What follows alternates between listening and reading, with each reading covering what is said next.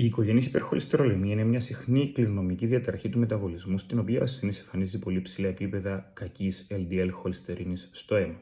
Η πάθηση οφείλεται σε αδυναμία απομάκρυνσης της χολυστερίνης από το αίμα εξαιτίας ενός παθολογικού μεταλλαγμένου υποδοχέα.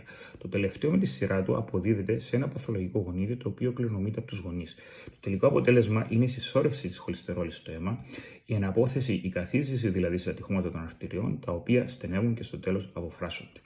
Στην πιο συχνή μορφή της, η οποία ονομάζεται ετερόζυγη οικογενής υπερχολυστερολεμία, το παθολογικό γονίδιο κληρονομείται από τον ένα από τους δύο γονείς.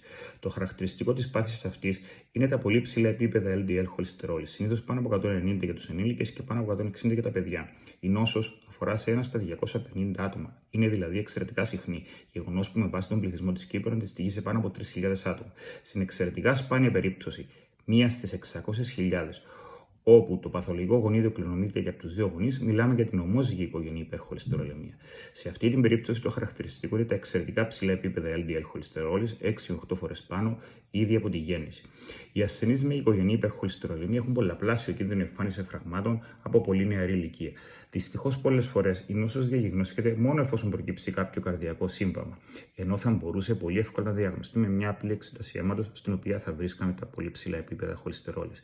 Η διάγνωση ενισχύεται καθοριστικά από την παρουσία κληρονομικού ιστορικού υπερχολυστερολεμίας και πρώιμης στεφανίας νόσου, καθώς και από τα κλινικά σημεία ξανθώματα, ξανθελάσματα και γεροντότοξα στα μάτια. Η επιθετική υπολιπιδημική θεραπεία μερικές φορές πρέπει να ξεκινά ήδη από την παιδική ηλικία και να διαρκεί εφόρους ζωής. Δυστυχώς, οι διαιτητικές παρεμβάσεις από μόνες τους ελάχιστα μπορούν να επηρεάσουν τα συνολικά επίπεδα της κακής χολυστερόλης. Ευτυχώς, στις μέρες μας, τα φάρμακα που διαθέτουμε, είτε από το στόμα είτε σε ενέσιμη μορφή, είναι άκρως αποτελεσματικά και μπορούν να ελαττώσουν τα επίπεδα της χολυστερόλης μέχρι και 70%. Τα άτομα με οικογενή υπερχολυστερολεμία σήμερα μπορούν να έχουν μια καθόλου φυσιολογική ζωή. Το κλειδί είναι η πρώιμη διάγνωση και η έγκαιρη αντιμετώπιση.